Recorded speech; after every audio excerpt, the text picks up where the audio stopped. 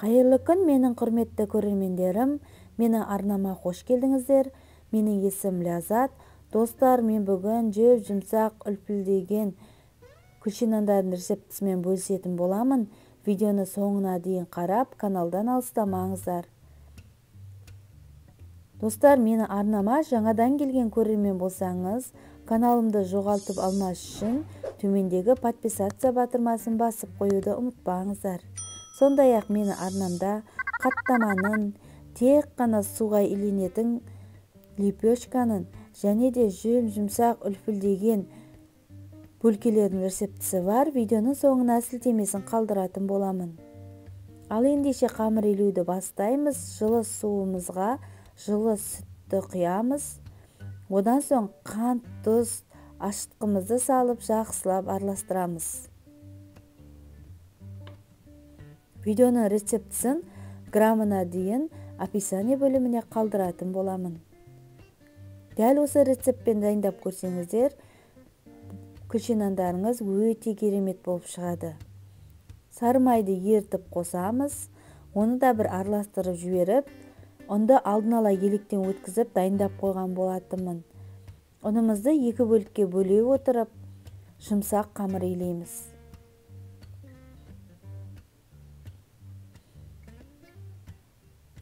Егер де сіздің күлше нандарыңыз дұрыс шықпай жүрген болса, онда дәл осы рецептпен дайындап көріңіздер. Достар, төмендегі поделиться батырмасын басу арқылы өздеріңіздің достарыңызбен, құрбыларыңызбен менің рецептімен бөлісіңіздер. Менің видеомның таралуына үлесіңізді қосып жіберіңіз. Сіздердің қолдауларыңыз мен үшін өте қажет.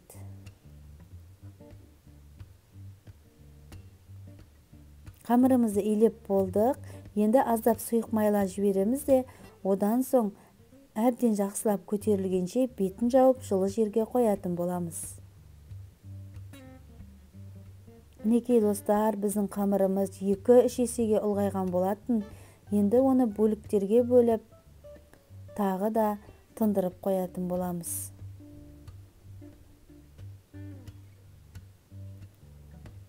Достар, пікір жазу арқылы сіздерде өздеріңіздің рецепттеріңізбен бөліссеңіздер де болады. Мен де сіздердің рецепттеріңізбен жасап көретін боламын. Сіздердің пікірлеріңізді міндетті түрде оқимын. Мінекей біздің қамырымыз тағы да көтерілді. Енді оны формамызға салып, жан-жағын дәл осылайша өрнектеп жібереміз де күлшелерімізді пісіріп алатын боламыз. Ешқандай да қиындығы жоқ, тек қана қолдың көмегімен осылай жиектерін баса отырып, өрнектеп күлше нан жасаймыз. Достар, мені арнамда мастер-класстан алынған қолжетімді бір жасағаннан ақ шығатын рецепттер бар. Барлығы да тексерілген. Сондықтан да мені арнамды жоғалтып алмас үшін каналыма тіркеліп, лайк басып, пікір жазуды ұмытпаңыздар. Мені арнамдағы жаңа рецепттерді қоңыраушаны басып қоятын болсаңыздар, бірінші болып көретін боласыздар. Күлше нанның ортасын осылай вилканың көмегімен тесіп шығамыз. Егер де сіздің рецепттеріңіз, күлше нандарыңыз дұрыс шықпай жүрген болса, дәл осы рецептпен дайындап көріңіздер. Бір жасағаннан ақ үлпілдеп, жұмсақ болып шығады. Дүкеннен сатып алмай-ақ, үйден балаларыңызға дайындап беріңіздер. Балаларыңыз бірден жеп қоятын болады. Жұмыртқаның сарысын түгелмен жағып шықтым. Одан соң ортасына аздап мак септім. Кунжут сепсеңіздер де болады. Осылайша барлығын пісіріп алатын боламыз. Мінекей көріп тұрғандарыңыздай, біздің күлше нандарымыз көтеріліп, үлпілдеп жұмсақ болып шықты.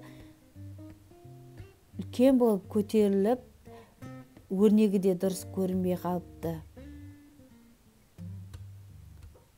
Мінекей достар, керемет күлше нандарымыз дайын. Ыстық кезінде де шайға қосып жесеңіздер болады. Каналыма тіркелуді ұмытпаңыздар. Видеоны қарағандарыңызға көп рахмет.